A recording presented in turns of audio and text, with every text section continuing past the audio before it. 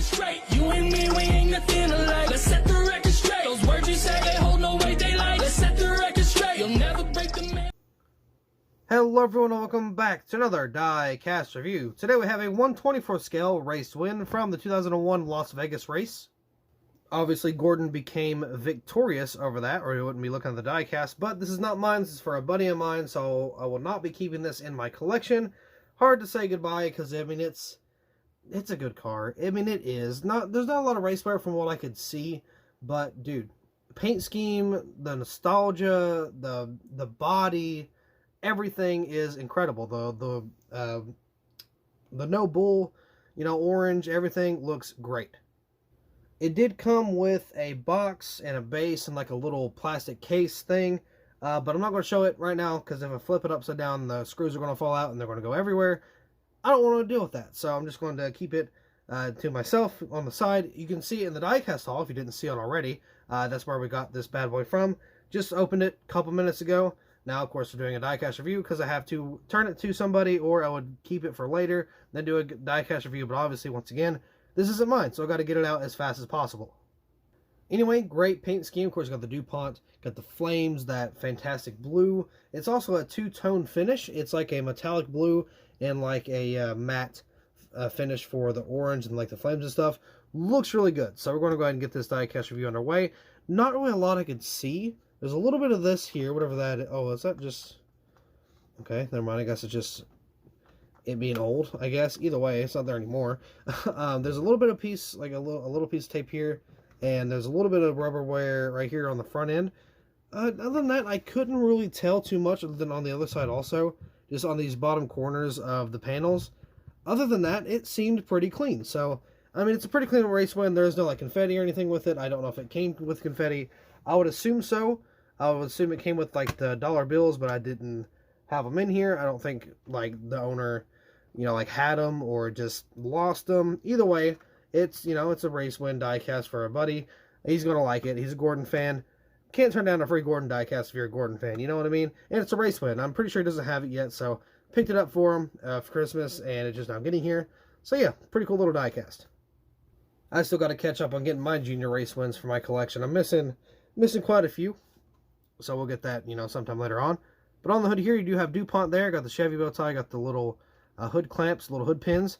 Got the windshield there. I don't know if the wheels turn. Does the wheel steering wheel? It does. The steering wheel does turn in the cockpit. That's pretty cool. I love when they do that. That's something I really wish Lionel would keep. But obviously, this is not Lionel. A whole different brand. I mean, Lionel used to do it, but they don't anymore, which is really sad. But anyway, I got the 24 right there. I got the flames behind that. Big old 24 on the roof. Nothing behind the 24 in terms of the sponsorship.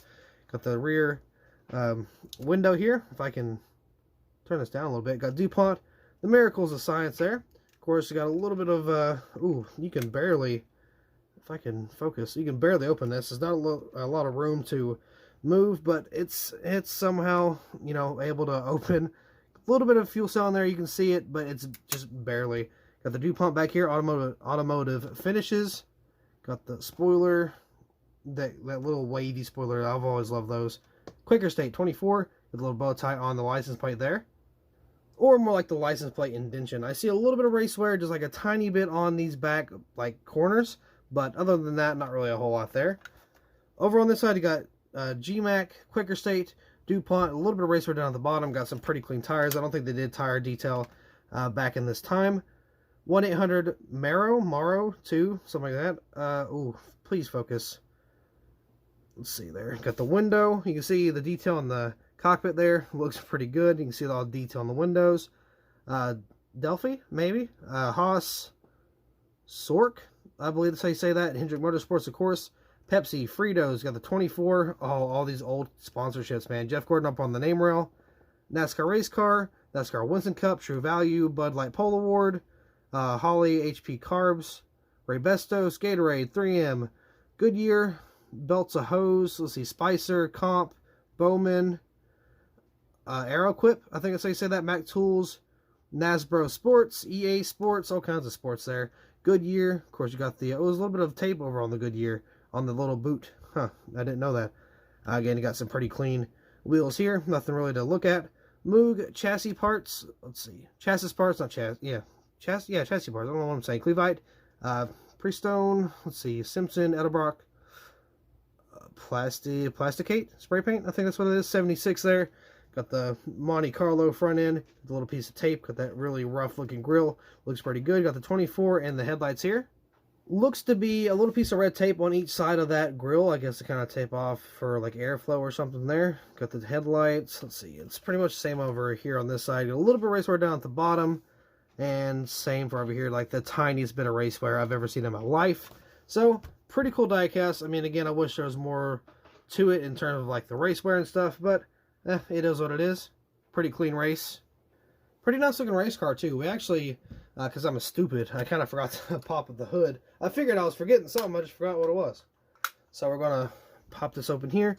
Kind of see some of the detail. I'm going to zoom in a little bit so you guys can get a good look. All kinds of detail. Got the red in there, like the red hoses. Got the Chevrolet covers. I got that orange, like, I don't know, cord going on the front. The radiator, I'm assuming is, you can see in there. Yeah, you can see it in there. Got the fan. You can see the fan there. That's pretty cool. Yeah, just all kinds of stuff. Got all kinds of motor detail. This isn't even like an Elite or anything, and you got that much detail. So, really goes to show how much we've lost over the years with detail in terms of just company or, I don't know, inflation and the quality going down, all kinds of good stuff. So, yeah, not really a fan of this new era of the diecast. It's definitely kind of a hard thing to do if you don't have the detail you've been getting for the past, I don't know, 20 so years. Everything's going down but the prices, ladies and gentlemen, and there's nothing we can do about it. So, yeah, I mean, again, pretty cool little race car. Again, something I'm not going to keep. I would keep it, but not a Gordon fan. Of course, I didn't buy this for myself. I bought this for a buddy of mine for Christmas. Of course, came a little late, but, you know, it's okay. I know he's going to like it. Nobody can turn down a Gordon diecast if you're a Gordon fan.